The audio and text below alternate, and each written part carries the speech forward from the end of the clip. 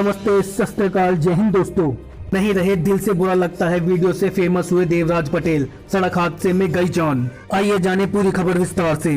दिल से बुरा लगता है ये पढ़ते सुनते ही आपके चेहरे पर एक हंसी आ जाती रही होगी और दोस्तों जहन में आ जाती होगी एक गोल मटोल सी शकल। सोशल मीडिया पर अपनी इसी एक पंच लाइन के जरिए मशहूर हुए देवराज पटेल के बारे में आई खबर। जब आप सुनेंगे तो वाकई आज आपको दिल से बहुत बुरा लगेगा। छोटी उम्र में सबको हंसने हंसाने वाले देवराज पटेल अब नहीं रहे। बताया जा रहा है कि एक सड़क हादसे में उनकी मौत हो गई है। सीएम भूपेश बघेल ने उनकी निधन की पुष्टि करते हुए उन्हें श्रद्धांजलि दी है और ट्वीट में दुख जताया है।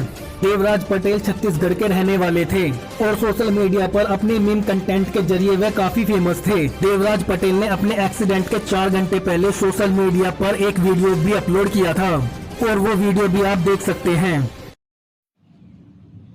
हेलो दोस्तों, भगवान ने मेरा शकल ऐसा बनाया है ना कि लोगों को समझ नहीं आता क्यूट बोले या क्यूटिया। बाय।